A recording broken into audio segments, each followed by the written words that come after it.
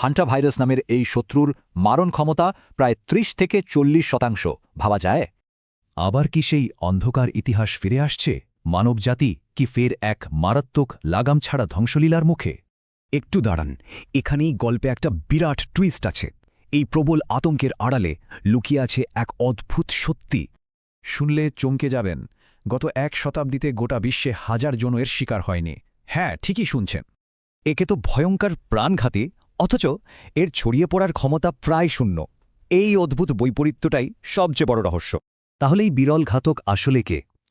এর সেই অদ্ভুত প্রাণহীন আণুবীক্ষণিক গঠনটার দিকে তাকালেই সবটা পরিষ্কার হবে। জিনিসটা ঠিক কতটা ছোট? আমাদের একটা সাধারণ চুলের চেয়েও প্রায় ১০০ গুণ বেশি সরু।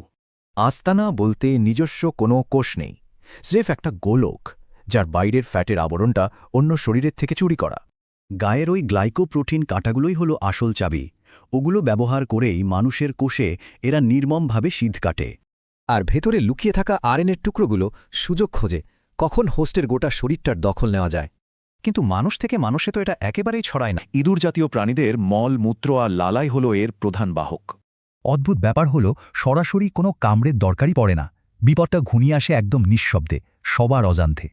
ধরুন পুরনো শুকনো ময়লা পরিষ্কার করছেন, ঠিক তখনই বাতাসে ওড়া ধুলোর সাথে এই বিষাক্ত জিনিসটা নিঃশ্বাসে ঝুঁকে যায়।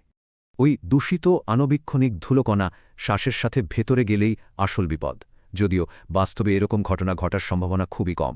তাহলে কি আমাদের কিছুই করার নেই? বিশ্বজুড়ে অযথা আতঙ্ক না ছড়িয়ে বরং সাধারণ সতর্কতার দিকে নজর দেওয়া যাক। বাঁচার উপায় একদম সোজা। ইঁদুরগুলোকে দূরে রাখা আর যে কোনো পুরনো জায়গা পরিষ্কার করার সময় অবশ্যই ভালো মাস্ক পরা। একটু সচেতন হয়ে চারপাশটা পরিষ্কার রাখলেই কিন্তু কেল্লাফতে। খামোকা প্যানিক করে হাহাকার করার কোনো অর্থই হয় না। কোনো কাল্পনিক ধ্বংসের ভয়ে সিঁটিয়ে না থেকে আমাদের জোর দিতে হবে দৈনন্দিন জীবনের খুব সাধারণ স্বাস্থ্যবিধির উপর।